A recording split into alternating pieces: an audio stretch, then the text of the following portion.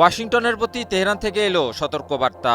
মধ্যপ্রাচ্যে অবস্থিত সকল মার্কিন ঘাঁটিতে ইরানের সহজ অ্যাক্সেস আছে বলে ডোনাল্ড ট্রাম্পকে সতর্ক করে দিল ইরানের সেনাবাহিনী। এর মাধ্যমে যুক্তরাষ্ট্রকে কি ইঙ্গিত দিতে চাইছে ইরানের সেনাবাহিনী? মার্কিন প্রেসিডেন্ট ডোনাল্ড ট্রাম্পকে সতর্ক করে ইরানের সেনাবাহিনীর মুখপাত্র আমির আকরামিনিয়া ঘোষণা করেছেন, এই অঞ্চলের মার্কিন সামরিক ঘাঁটিগুলো ইরানের নাগালের মধ্যেই রয়েছে, আর সেই নাগালই যুক্তরাষ্ট্রের সবচেয়ে বড় দুর্বলতা। তবে কি যুক্তরাষ্ট্রের দুর্বল জায়গাতে আঘাতের ইঙ্গিত আগে ভাগেই দিয়ে রাখল ইরান? আকরামিনিয়া বলেন, মার্কিন ঘাঁটিতে ইরানের সহজ অ্যাক্সেস আছে, ইরান নিজেদের রক্ষা করতে সম্পূর্ণ প্রস্তুত। এখন মার্কিন প্রেসিডেন্টকে আপোষ অথবা যুদ্ধ, এই দুটির মধ্যে একটি বেছে নিতে হবে। এই এক বাক্যে যেন নতুন করে কাঁপন ধরালো মধ্যপ্রাচ্যের ভূরাজনীতি।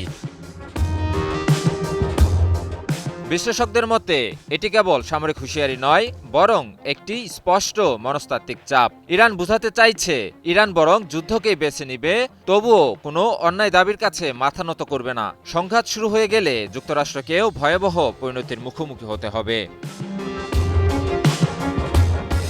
এই উত্তেজনার মধ্যেই পারস্য উপসাগরে শক্তি প্রদর্শন করল ইরানের ইসলামী বিপ্লবী গার্ড বা আইআরজিসি। ফার্সি দ্বীপের কাছে জ্বালানি পাচারের সঙ্গে জড়িত অভিযোগে দুটি জাহাজ জব্দ করার কথা জানিয়েছে তারা।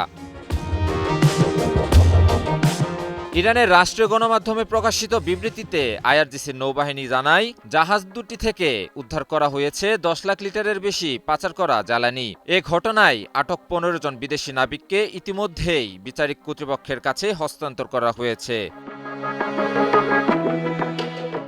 রাজনৈতিক পর্যবেক্ষকদের মতে একদিকে আলোচনার মাধ্যমে সমস্যা সমাধানের চেষ্টা, অন্যদিকে মার্কিন ঘাঁটিকে নিশানা করে হুঁশিয়ারি এবং উপসাগরে সামরিক তৎপরতা, এসবই ইরানের কৌশলগত বার্তার অংশ।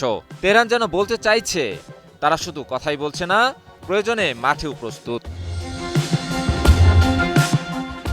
হিরন আরও মিনারেল ওয়াটার মাত্র 50 পয়সায় প্রতি লিটার।